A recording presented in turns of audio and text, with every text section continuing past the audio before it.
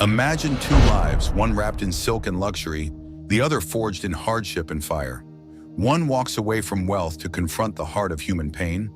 The other walks through agony and illness, seeking not to escape suffering, but to transform it into something sacred. These two figures, born worlds and centuries apart, became symbols not just of wisdom, but of raw human experience. Siddhartha Gautama, known as the Buddha, and Friedrich Nietzsche, the rebel philosopher. They never met, never spoke, but both stood face to face with the same brutal question. Why do we suffer, and what should we do about it? Buddha said suffering is the foundation of life, but we can be free from it. Nietzsche said suffering is life's heartbeat, and only through it can we become something more. Two voices, two worlds, two radically different paths through the same forest. And now, you're here, standing at the edge of that same forest. Maybe your heart is aching. Maybe you've been hurt.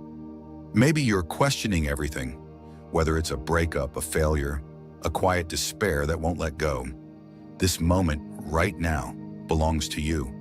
Because the truths that these men uncovered weren't just for philosophers or monks, they were for anyone bold enough to ask, what do I do with my pain? Let's begin where stories often do, in a palace. Young Siddhartha was born into unimaginable comfort, shielded from every shadow of suffering. His father built walls around the palace to keep sorrow out, thinking he could protect his son with silk and gold. But truth has a way of finding you. One day, Siddhartha stepped outside and saw it all. Old age, illness, death. It shattered him. The perfect world was a lie. And so, at 29, he left everything behind, not out of despair, but because he wanted to understand. Why do we hurt?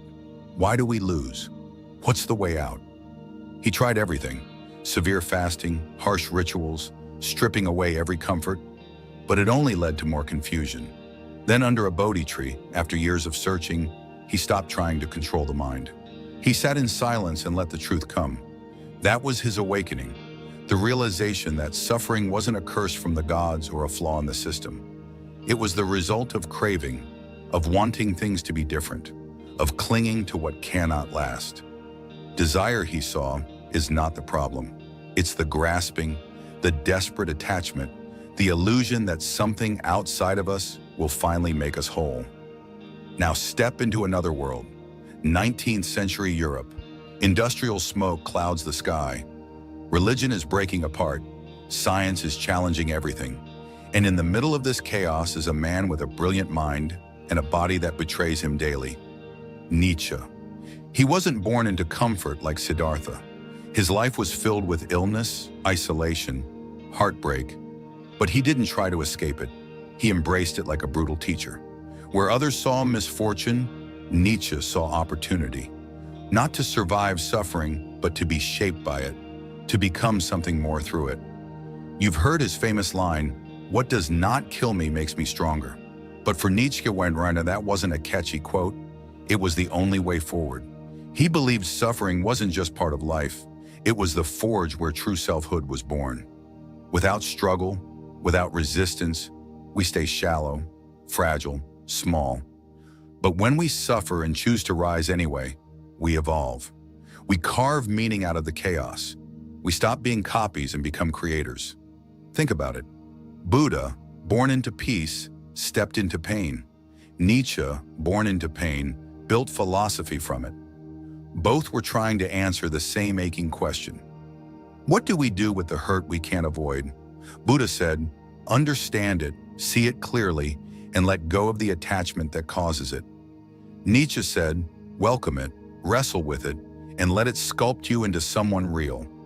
Neither of them wanted you to ignore pain. They wanted you to meet it head-on, but their methods were different. Imagine your heart broken. The one you loved walked away. Your chest is heavy, your thoughts won't stop, and you feel like your world's unraveling. Buddha would guide you inward. He'd ask, what are you attached to? Is it the image you had of the future? Is it the validation that came from being loved? Can you see that everything changes, that nothing stays forever, and that clinging only creates more sorrow? He would teach you to breathe, to observe your mind without judgment, to stop fighting impermanence. The pain doesn't vanish. but it loses its power. You don't need to own it, you can let it pass. Nietzsche, on the other hand, would stand with you in the fire. He'd say, feel every flame. Let this pain tear through your illusions. Let it break you open so you can build yourself again, stronger, clearer, truer. What did this loss reveal about you? Where were you hiding behind comfort? What can you become through this devastation that you couldn't become without it? For Nietzsche, pain was not an enemy, it was a sculptor, the kind that works with a chisel. Now here's where it gets fascinating. These two weren't just talking about pain as an individual experience. They were addressing the condition of humanity. Buddha called it dukkha, a word that doesn't just mean suffering, but an underlying unease that follows us everywhere. That itch we can't scratch. Even when we get what we want, the peace doesn't last. The mind leaps to the next craving. That's dukkha, a persistent dissatisfaction, a restlessness of the soul. Nietzsche saw it too, but he didn't call it dukkha. He called it modernity. He saw how people followed rules they didn't believe in, chased comforts that dulled them, escaped into distraction. He watched society become a machine, and he hated it. He didn't want comfort, he wanted fire. Become who you are, he said, not a better version of what others expect, but the most honest, most powerful version of your raw, untamed self. Now you might ask, which one is right? The one who tells you to let go of desire, or the one who tells you to desire more deeply, more dangerously? The truth is, they were both right, in their own way. Because life is not one thing. Suffering doesn't come in one shape. Sometimes the pain we feel is a sign we're holding on too tightly, and letting go is the freedom we didn't know we needed. Other times, pain is a call to arms, a challenge asking us to rise, to speak, to change. Buddha said freedom comes when you stop craving what you cannot keep. Nietzsche said freedom comes when you embrace what tries to break you. Buddha looked inward and saw the endless chase as the source of our pain. Nietzsche looked outward and saw the battle as the birthplace of our strength. Neither promised an easy life, but both offered something rare, a path that honors the truth of what it means to be human. So here you are, listening, wondering how these ancient voices apply to your very modern life. You're scrolling through endless pictures of people who seem happier than you. You're working hard, chasing approval, numbing the ache with dopamine hits. You're trying to be okay in a world that moves too fast. Maybe, just maybe, this is your moment. Not to solve everything, not to be perfect, but to choose a different question. Not why is this happening to me, but what is this moment trying to teach me? Are you clinging to something you no longer need? Are you avoiding the fire that could forge your strength? What if suffering is not the problem? What if it's the portal? What if pain was not sent to destroy you, but to awaken you? Not as a punishment, but as a mirror, reflecting back all the places where your truth was too small, your dreams too safe, your voice too quiet.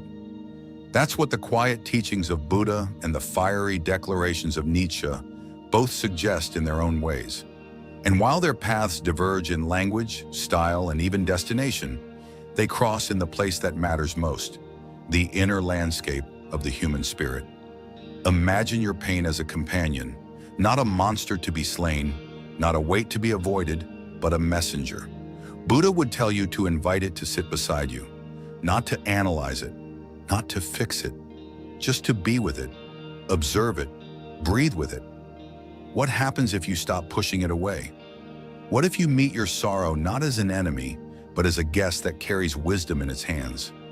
He taught that suffering comes from clinging, from our resistance to change, our need for permanence in a world that only moves forward.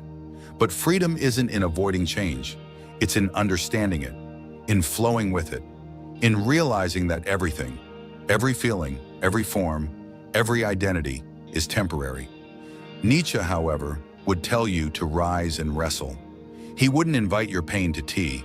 He'd invite it to war, not to destroy it, but to confront it until it surrenders its power. He believed that through the fire of suffering, you don't just heal, you create. That pain doesn't just teach you, it challenges you to evolve. He spoke of the Übermensch, not a superior man in arrogance, but a person who transcends victimhood and fear, someone who forges their own values from the furnace of hardship. So where does that leave us? If you're someone who has walked through heartbreak, through betrayal, through deep and invisible wounds, you might wonder, should I surrender or should I fight? The answer perhaps is neither, or maybe it's both, because life is not either or, it's a dance. Sometimes you bow to the storm, sometimes you roar into it, and knowing when to do which? That is wisdom. Let's say you've been betrayed. Someone you trusted turned their back on you. The ground beneath you shifted. The story you were writing burned to ash. In the Buddha's world, you sit with that burning. You do not run from it. You feel it, not with panic, but with presence. You ask, what am I holding on to? Is it my image of who they were? My illusion of control? My desire for a life that now cannot exist? You sit, you breathe, you allow. And eventually the fire cools, not because it's gone, but because you are no longer feeding it with resistance. There are times in your life when you look around and realize everything has changed, and yet nothing has. The streets are the same, the people are the same, but you are not. It's a quiet shift, not marked by grand announcements, but by how you no longer tolerate the things you once did. How your silence feels different now. How your laughter is more honest, and your tears come without shame. This is the transformation no one applauds because no one sees it. But you do. You feel it in the way your soul starts choosing itself over and over again. This is what happens when you walk with pain, not away from it. This is the reward of presence. This is the echo of healing. Both Buddha and Nietzsche speak to this moment, the turning point that looks like stillness, but is really the foundation of a new life. Buddha teaches you that this shift comes from seeing things as they are, not as you wish them to be, that freedom is found not in escape, but in awareness. Nietzsche would argue that this shift is your rebirth, that the pain you endured has cut away the unnecessary, leaving behind a more elemental version of you. A version no longer shackled by fear or illusion, but shaped by the rawness of truth. There was a man who carried shame like a second skin. His past was littered with mistakes, things he couldn't take back, words he wished he hadn't said, bridges burned in moments of anger. For years, he tried to outrun his past by pretending it didn't exist. He moved cities, changed jobs, built a new persona. But shame is not so easily buried. It whispers in your quiet moments. It haunts the edges of your success. One day, exhausted from running, he turned to Buddha's teachings, hoping for forgiveness. What he found instead was awareness, not judgment, not cleansing, just truth. He sat with the weight of his regrets and saw them for what they were, not who he was, but what had happened. He was not the sum of his worst moments. He was the awareness that remained after the storm.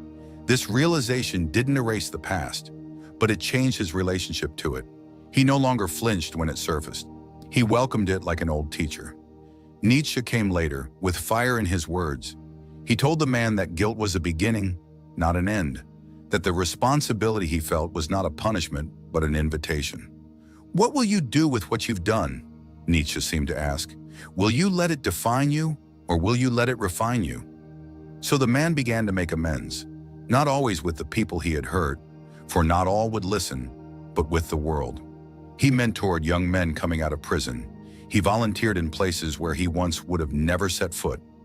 He wrote about redemption, not as a destination, but as a daily practice. Through Buddha, he learned to see clearly. Through Nietzsche, he learned to act courageously. And somewhere between stillness and fire, he found peace, not from forgetting the past, but from transforming it into something sacred. There was a woman who never felt like she belonged, in her family, in her culture, even in her own skin. She had spent years trying to earn love, to prove her worth, to mold herself into what others needed her to be. She was the helper, the fixer, the reliable one. But deep inside, she was starving for connection, not with others, but with herself. She came across Buddhist teachings one sleepless night, and the words struck something in her that nothing else had. You as you are enough. She didn't believe it at first, but something inside her softened. She began sitting in silence each morning, not to change herself, but to simply be.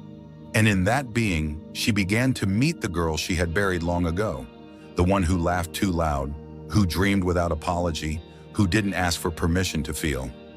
Then when she was ready, Nietzsche arrived like thunder. He didn't ask her to sit still. He asked her to rise, to stop asking for approval, to stop seeking permission, to create herself. Not in rebellion, but in truth. She started saying no to things that drained her, to people who didn't see her. She enrolled in a course she had always wanted to take. She cut her hair short. She started dancing again, even if she didn't know all the steps. And in those small acts of defiance, she wasn't becoming someone new. She was returning to the version of herself that had always been waiting beneath the surface. You see, transformation is rarely dramatic. It doesn't always look like quitting your job or moving across the world. Sometimes it looks like breathing deeply when you want to scream. Sometimes it looks like walking away from a conversation that's going nowhere. Sometimes it's sitting on your bed at 2 a.m., whispering, "I deserve better," even if you're not yet ready to believe it. Buddha reminds you that nothing is permanent, that even your suffering has an expiration date, that even your worst thoughts are not you.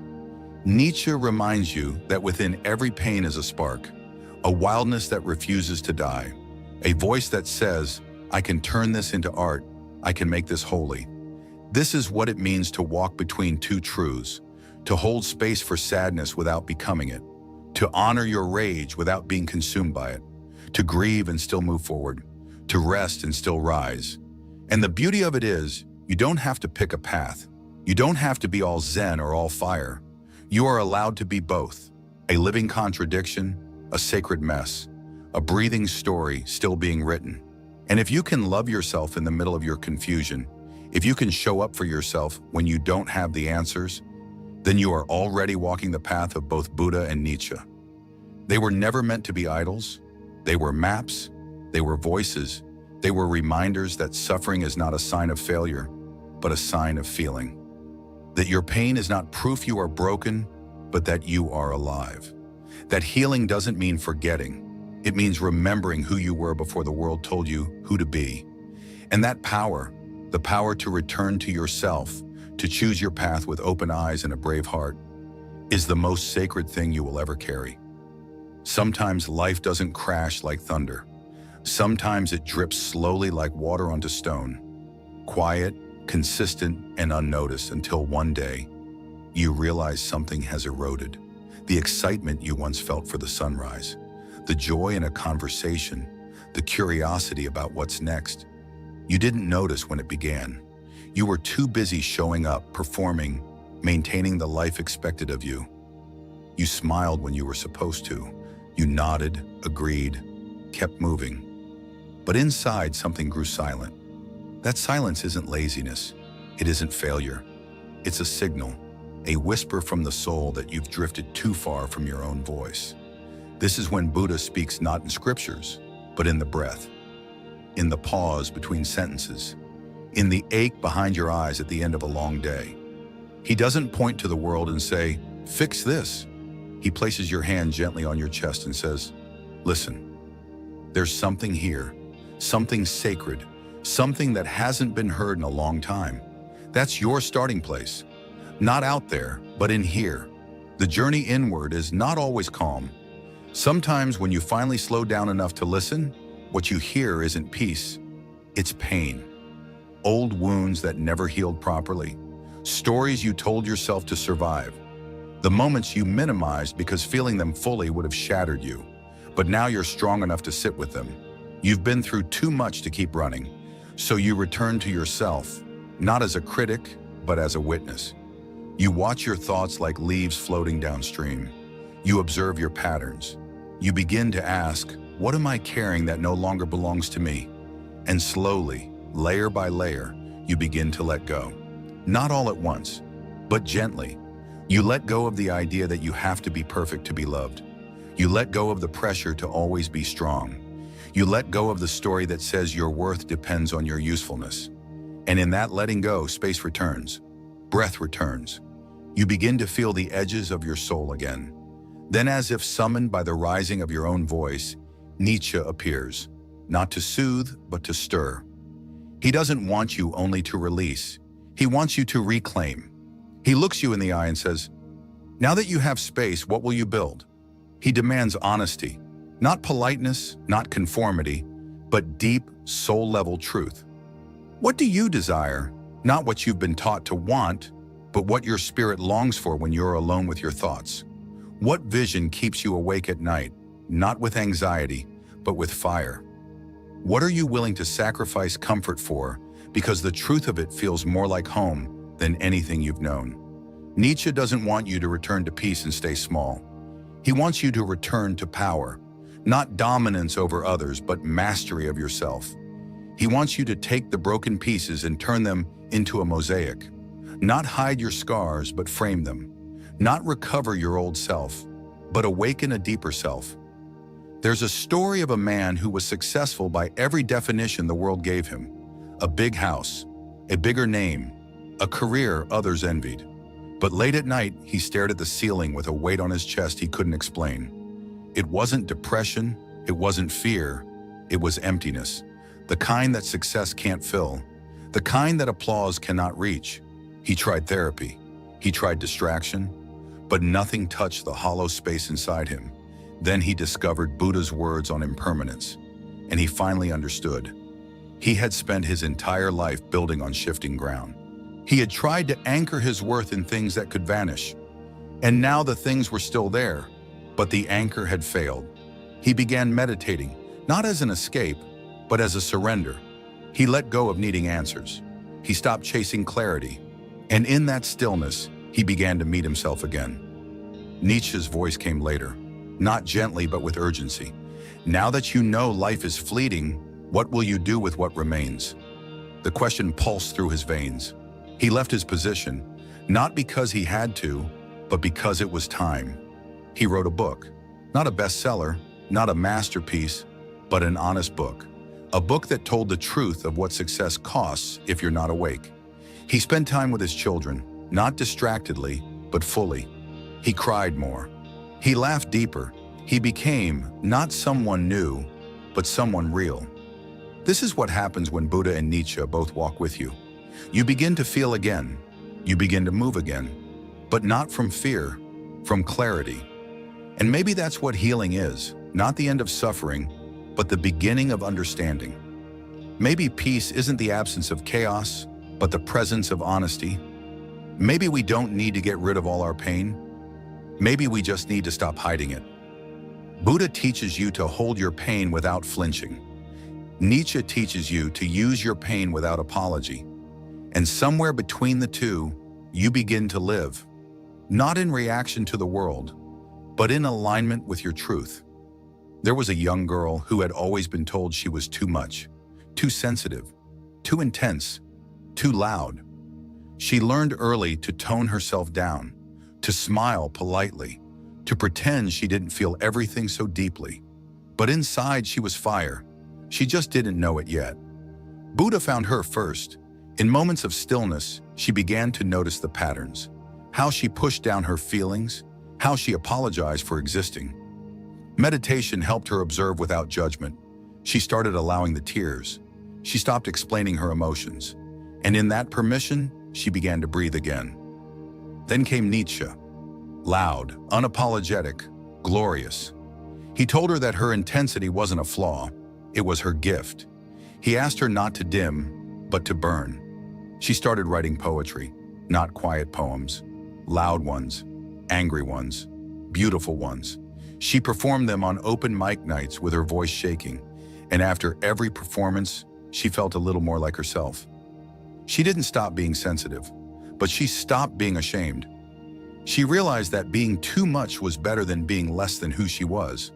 She didn't meditate to disappear. She meditated to connect. She didn't create art to be famous. She created it to survive, to live, to love. And in the process, she became something whole. That's the kind of healing we rarely talk about.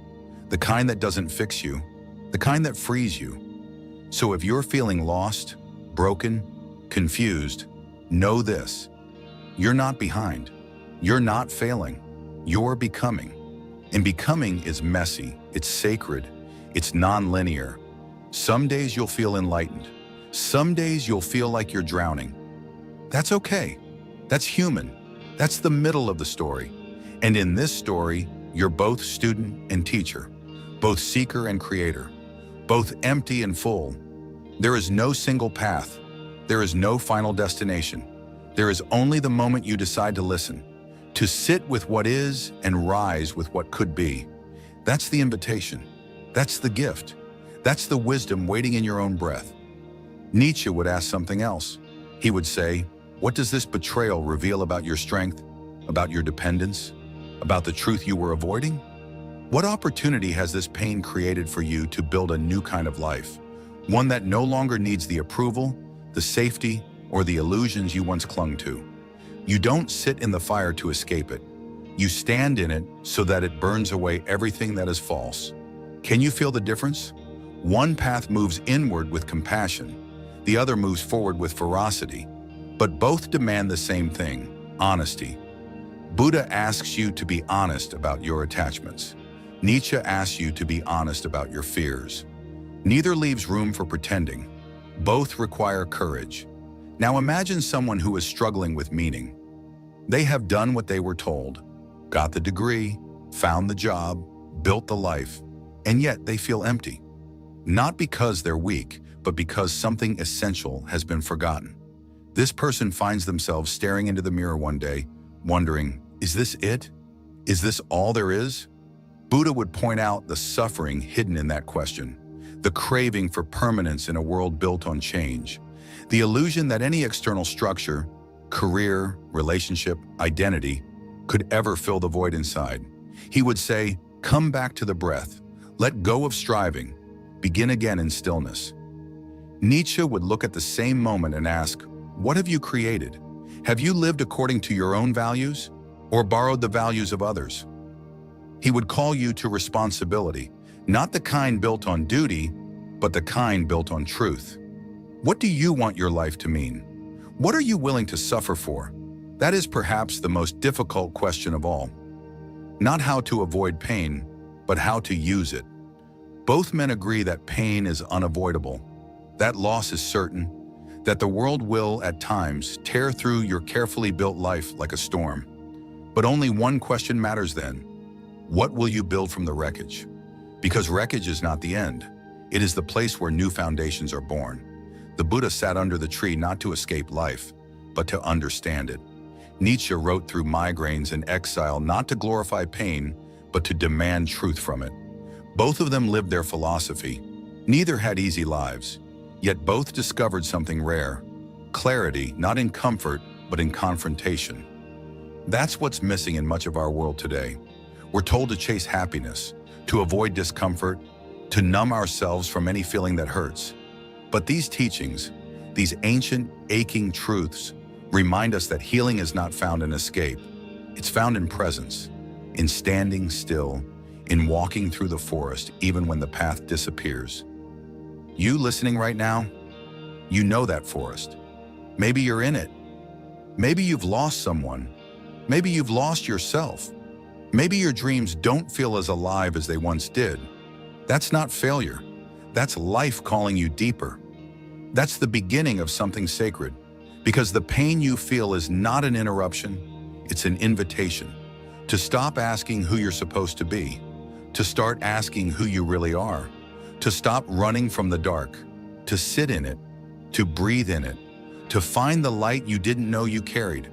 And when you find that light, when you realize it was always inside you, not in the relationship, not in the job, not in the future you imagine, that's when everything begins to change. Not all at once, not with a trumpet or a sign, but with a breath, and then another, until your soul starts to rise quietly, powerfully, like a mountain finally remembering it was never a hill. You begin to live with presence, not panic, with purpose, not performance. And suddenly you are not chasing peace.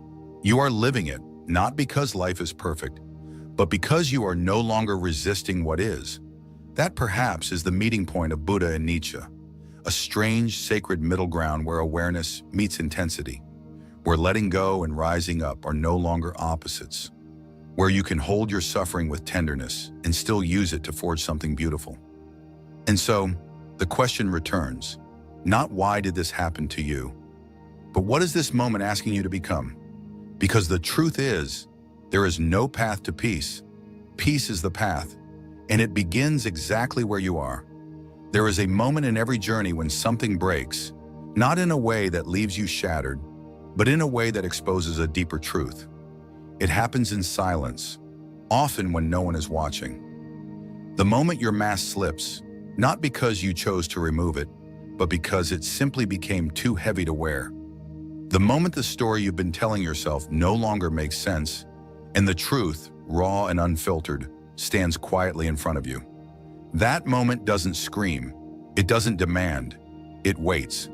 And in that stillness, you are offered a choice: to turn away and rebuild the illusion, or to stay and begin the slow, often painful process of meeting yourself for the first time. This is where Buddha and Nietzsche both lead you, into the cave of the self. Not the polished, curated self you show the world, but the one that weeps when no one is there. The one that wonders if it's lovable without accomplishments. The one that aches for peace and doesn't know where to begin. Buddha would say this self is suffering because it clings to identities, to relationships, to desires that constantly shift. He would teach you to sit with the suffering, not to amplify it, but to understand its root. He would guide you inward, not to escape the world, but to see clearly how you create your own torment by resisting what is. He would show you that every time you say this shouldn't be happening, you are arguing with reality and losing. And in that loss, you create pain. But if you could accept, truly accept, that everything changes, that nothing can be held forever, you would begin to soften, not collapse, soften. You would stop gripping life with white knuckles. You would begin to trust that letting go is not the same as giving up. It is simply the art of aligning with truth. Nietzsche, on the other hand, would walk with you into that same cave, but with fire in his eyes. He wouldn't ask you to soften. He would ask you to rise, to stand in the wreckage of your broken illusions and say, "What now can I build?" He would demand that you stop waiting for meaning to arrive from outside and start creating it with your own bare hands. For Nietzsche, the cave of the self is not a place of peace, it is a forge, a place where you confront your shadows, not to destroy them, but to understand the shape they give you. He would challenge you to ask, what pain am I willing to endure in order to become who I truly am? Because for him, greatness, true, soul-deep greatness, is born not in comfort, but in chaos, in the willingness to be destroyed by truth and reborn by choice. So here you are, perhaps facing your own cave. Perhaps your life isn't working the way you thought it would. Perhaps you're tired of pretending you're okay. Perhaps you've lost something, a dream, a person, a version of yourself, and you don't know how to begin again. That's not weakness. That's not failure. That's a doorway, a sacred threshold that asks not for answers, but for honesty. Buddha would invite you to sit and notice the sensations in your body, the thoughts in your mind, the patterns of your breath. He would guide you into mindfulness, not as a technique, but as a return, a homecoming to the present moment where all peace lives. He would remind you that your thoughts are not facts, that your emotions are not enemies, that everything you experience can be held with compassion. And in that holding, the suffering begins to loosen its grip, not vanish, just loosen, enough for you to breathe again.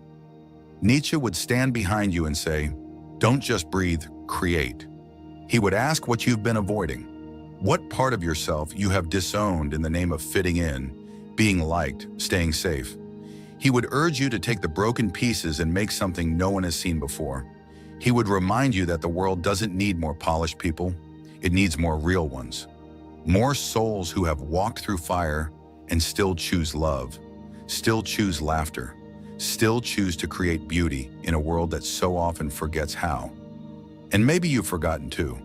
Maybe you've forgotten that you are allowed to start over, not just once, but every single day. That you are not a fixed identity, that you are not your past, that every breath you take is a chance to return to yourself. Not the self that was shaped by trauma, not the self that was carved by expectation, but the self that was there before the world told you who to be. That self is not gone. It is simply waiting. Waiting for the day you stop performing and start listening. Waiting for the day you stop running and start remembering. And when you remember, really remember, you will realize that you don't have to choose between Buddha and Nietzsche, because both live inside you. The part that wants to sit still and the part that wants to rise, the part that wants peace and the part that wants passion, the part that wants to let go and the part that wants to fight. These are not contradictions, they are layers, dimensions, songs in the same symphony. And your job is not to silence one in favor of the other. Your job is to listen to both and decide, in this moment, which truth you need most. Do you need to soften or to stand? Do you need to surrender or to speak? Do you need to rest or to rise? No book can answer that for you. No teacher, no quote, no philosophy. Only you can know. And that is the beauty and the terror of being alive. You must live your own questions. You must walk your own path.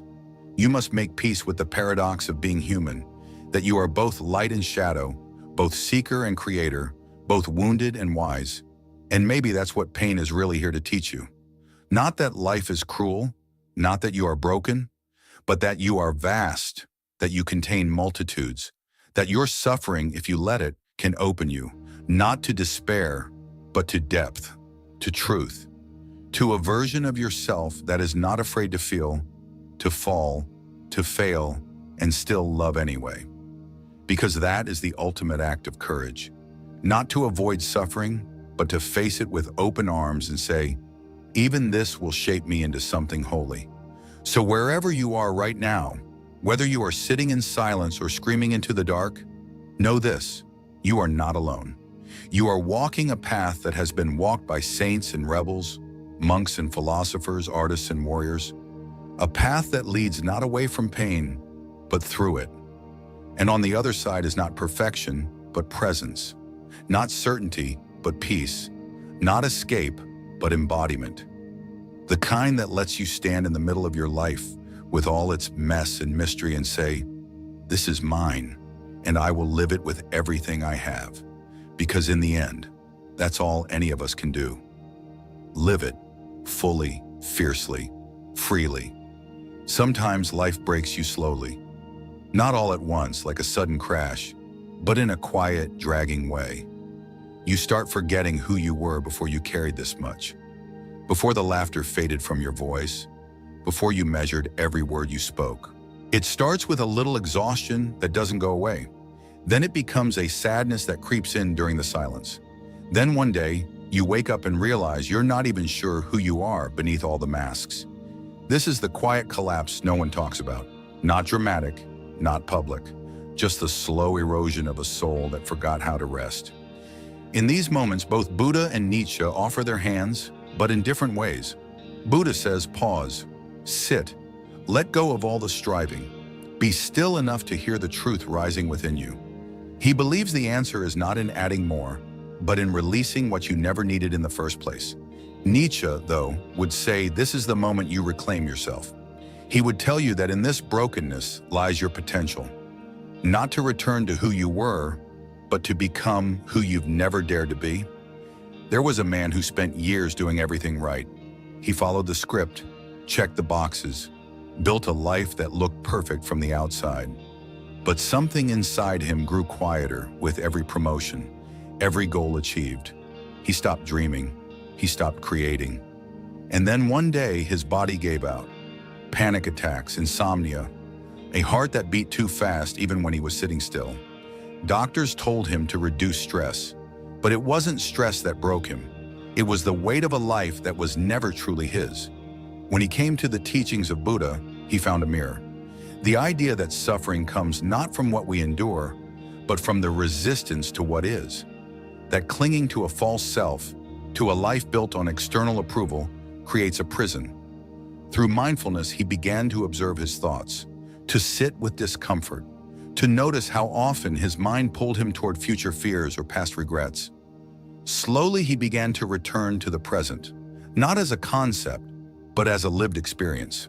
He found peace not by escaping his life, but by finally showing up for it with full awareness. Then he read Nietzsche, and something else ignited. Buddha had given him peace, but Nietzsche handed him fire, a voice that said, "Yes, sit in stillness, but then rise." Nietzsche's idea of the will to power resonated not as domination over others, but as mastery over oneself. He realized he had spent years taming himself, making himself small, palatable, acceptable. But underneath that was a voice that wanted to sing, to shout, to build something reckless and beautiful. So he started painting again, something he hadn't done since his 20s. Not for fame, not even for skill, just to feel color move through his hands. It didn't matter that he wasn't great at it. What mattered was that he was alive again. He wasn't trying to escape suffering anymore.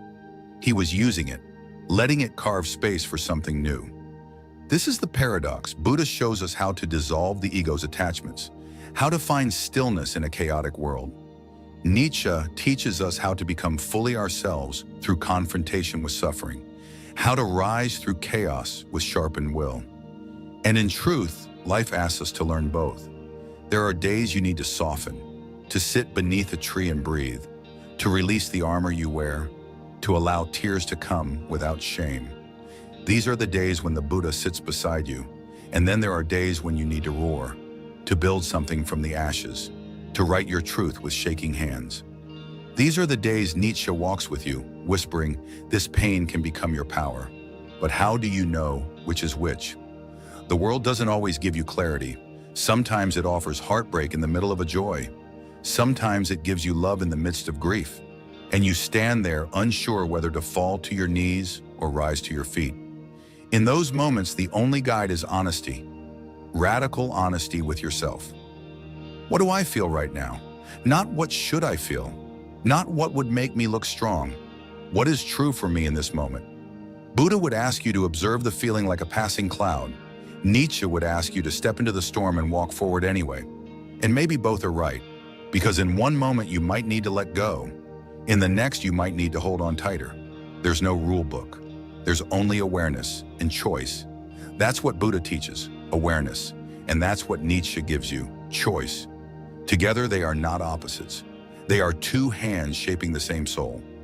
One clearing space, one filling it with fire, one holding silence, the other screaming truth. And maybe that's the life we're meant to live. Not a balanced life, but a full one. A life that knows both the depth of surrender and the height of will. A life that grieves and rejoices, that sits and rises, that lets go and creates. A life that is honest enough to feel, brave enough to act, and wise enough to rest. There was a woman who had lost everything, a child, a marriage, a sense of who she was. She had prayed for healing, waited for time to make the pain smaller. But it didn't. The quiet man never told people what they were. He simply reflected what he saw, and what he saw always was beauty, even in the mess, especially in the mess. He once said, "True beauty isn't in being untouched by life. It's in how you let life touch you without turning to stone." And so people wept in his presence, not because he made them sad, but because he made them feel safe enough to feel it all. There was a man who had spent most of his life running, not from a place, not from people, but from silence. He filled every moment with noise, music, news, conversation, anything to avoid being alone with his thoughts. "Silence terrifies me," he confessed. The quiet man asked, "What do you think you'll hear if everything else stops?" The man hesitated, then whispered, "Myself." The quiet man nodded. "And is that such a terrible thing?" He spent the next few days in solitude. It was uncomfortable at first. He reached for his phone, then set it down. Reached for distraction, then chose stillness. And in that stillness, the thoughts came. Loud, harsh, critical. But he stayed. He breathed. He wrote. And somewhere between day 3 and day 6, the voice changed. It grew softer. It said things like, "You've done enough today, and I miss you, and I'm proud of you for trying." it was still his voice, but now it was kind. And when he returned to the quiet man, he didn't say much. Just, "Thank you for helping me meet me." The quiet man believed that silence wasn't emptiness. It was presence without performance. That stillness wasn't absence. It was the fullness of being without needing to become. He encouraged people to sit with themselves, not to solve anything, but to witness. He once said, "You are not a problem to be fixed. You are a life to be felt." And that shifted everything for those who had spent years believing they were broken. There was a woman who had lost her voice, not physically, but emotionally, spiritually. She had spent years in a relationship where her words were dismissed, her feelings minimized. Over time, she stopped speaking up, not because she had nothing to say, but because she learned it wouldn't matter. When she arrived in the village, she barely spoke above a whisper. "I don't know what I sound like anymore," she told the quiet man. He didn't ask her to speak. He handed her a drum, a simple wooden hand drum with a sound that vibrated through the body. She tapped it softly at first, then a little louder, then with rhythm, with power, with something like rage and something like joy. And one evening, as the sun dipped low and the sky turned a shade of fire, she began to sing, not with technique, not with melody, but with soul. Her voice cracked, shook, wailed. But it was hers, and when she finished, the village didn't cheer. They didn't clap. They simply placed their hands over their hearts, and she wept, not because she was sad, but because she was finally free. The quiet man knew that every person carries music inside them. Not all of it is meant for instruments or stages, but it's there, in the way they speak, the way they move, the way they love. And when that music is stifled, something essential is lost. He helped people remember their rhythm, their pulse, their vibration. And when they found it, the world sounded different. Not because it had changed, but because they had begun to harmonize with it. There was an elder in the village who was afraid of dying, not because he feared death itself, but because he feared being forgotten. He had no children, no legacy, no name that would be remembered in history. "What will I leave behind?" he asked the quiet man one day. The man took him to the garden where he had once taught a boy how to plant seeds. "You see that tree?" he said. "It grows because of you, not because you owned it, but because you passed on something alive." That moment changed the elder. He stopped trying to leave a mark and started making memories. He taught children how to cook over fire, told stories at sunset, held the hands of those grieving. And when he passed, there was no monument. But every person in the village lit a candle, not because they were told to, but because their hearts remembered. And in that remembrance, he became eternal. The quiet man believed legacy wasn't in what you left behind, but in how deeply you lived while you were here. "The soul doesn't care about fame," he once said. "It cares about connection." And so people stopped chasing impact and started offering presence. They stopped needing to be remembered and started choosing to be real. And in that choice, they touched lives in ways no history book could hold. The village never promised healing, only honesty. It didn't erase pain. It made space for it. It didn't offer answers. It honored questions. And those who walked its paths didn't always leave changed, but they always left seen, because that's what the quiet man gave. Not magic, not miracles,